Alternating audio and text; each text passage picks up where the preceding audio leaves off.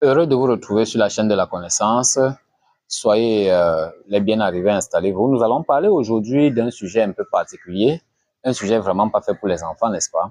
Alors, savez-vous que les poils de notre corps, en particulier, nous allons parler de deux types de poils, n'est-ce pas? Les barbes et les poils d'en bas.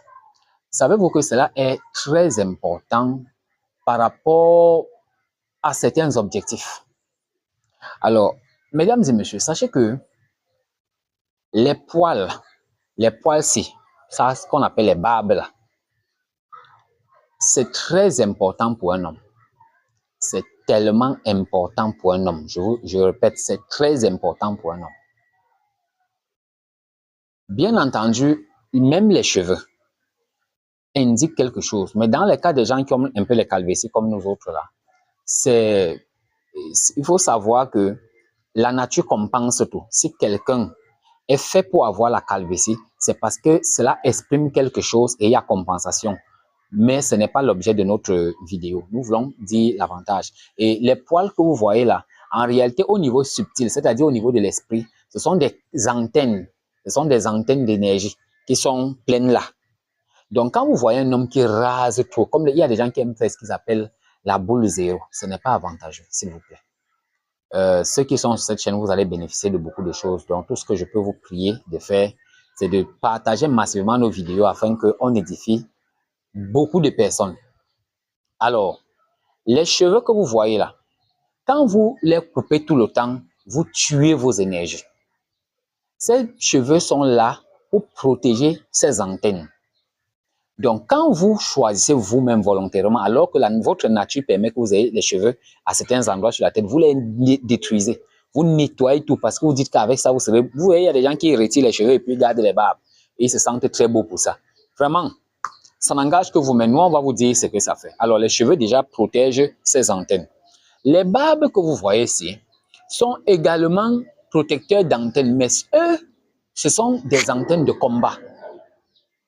Ce sont des antennes comment on peut dire, c'est-à-dire un homme qui veut être victorieux, surtout quand il a des grands challenges, il ne doit pas couper ceci.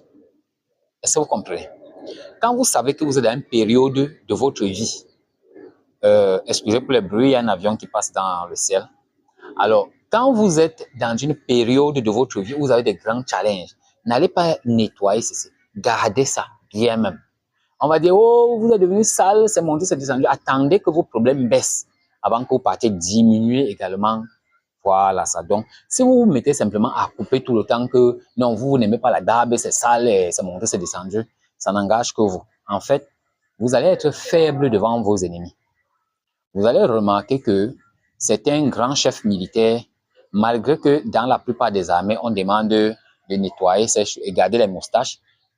C'est un chef de guerre, garde carrément leur barbe. Voilà. Maintenant, ils gardent donc ces barbes-là parce que tant qu'ils sont barbus, cela leur donne le pouvoir d'anticiper sur leurs ennemis. Parce que tout ça, c'est le psychisme commence ici. Regardez là où il y a ma main. Le psychisme commence ici en montant. Donc, il faut garder les poils là qui protègent les antennes qui viennent de ce psychisme-là. Et quand vous protégez donc les terminaisons nerveuses ou alors les terminaisons des canaux d'énergie de ce psychisme, ils fonctionnent mieux pour vous. Mais quand vous les nettoyez tout le temps, ça n'engage que vous. Donc, quelqu'un qui veut régulièrement avoir la victoire sur ses ennemis doit faire gaffe et garder ses barbes, surtout quand vous avez des difficultés. Et si vous vous préparez pour une période difficile, laissez vos barbes avant d'aborder cette période difficile. Vous allez voir que vous allez vous en sortir plus facilement. Plus facilement. Donc, ce qui se passe, il y a donc également les poils d'en bas. Je vous ai parlé des poils d'en bas, mais là-bas, on ne va pas parler beaucoup de choses. Parce que vous savez, s'il y a des vérités que si on dit aux gens, ils vont aller faire du mal à leur partenaire parce que en temps de... Vous savez, dans les couples, il y a toujours la rivalité. Nous aurons l'occasion d'expliquer la planète qui gère le mariage et nous allons voir que c'est la planète Mars qui est aussi une planète de guerre, qui est aussi la planète de guerre en même temps. Donc voilà pourquoi vous ne pouvez pas avoir un mariage sans rivalité, mais on en reviendra dessus sur d'autres vidéos. Donc demeurez scotché sur cette chaîne, vous allez apprendre beaucoup de choses. Alors, les poils d'en bas que vous voyez là, quand vous rasez ça, ça fait que vous devenez quelqu'un soumis à votre partenaire. Il faut éviter de raser ça. Donc, autrement dit, l'astuce, c'est quoi? Le partenaire, sûrement celui qui écoute cette chaîne, va chercher à ce que son vis-à-vis, c'est-à-dire son autre partenaire, nettoie régulièrement les poils d'en bas. Parce que celui qui va nettoyer ses poils d'en bas va être soumis à celui qui ne nettoie pas, qui ne rase pas tout ça. Donc, si vous voulez même être propre en bas, oui, rasez, mais ne lissez pas. Quand vous lissez là, c'est votre perte. Toi, l'homme, si tu lisses, tu perds l'autorité devant ta femme. Et toi, la femme, quand tu lisses, tu deviens soumise. Donc, il y a des hommes qui connaissent cette loi, donc ils font régulièrement en sorte que leur épouse, c'est-à-dire, va genre, non, moi j'aime que tu sois propre en bas, bébé, tu sais. Parce qu'en fait, il veut qu'elle soit soumise, qu'elle ait un... Voyez, voilà. Nos ancêtres connaissaient beaucoup de choses. J'aime souvent dire à certains de mes amis jeunes que souvenez-vous, dans les traditions, comme par exemple à l'ouest du Cameroun, on vous dit que la plupart des parents, quand ils allaient prendre la première épouse pour leur fils, ils prenaient toujours une femme qui est vampire. Or qu'aujourd'hui, les gens fuient les vampires. Oh, les vampires commencent à fuir, non?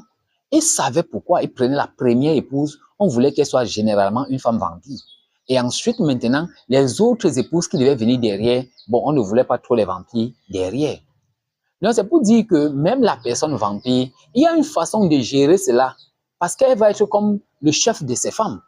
Et donc, s'il réussit à la maîtriser, déjà parce que la femme qui entre dans votre mariage, sans passer nécessairement par vous, c'est-à-dire la femme qui entre dans ton mari, la femme avec qui tu te maries, et que ce n'est pas toi qui es allé chercher cette femme-là. Cette femme-là a plus de respect pour toi que la femme que tu es allé chercher par amour, parce que vous vous êtes rencontrés dans un voyage, oh, l'amour a pris le dessus, vous vous aimez beaucoup.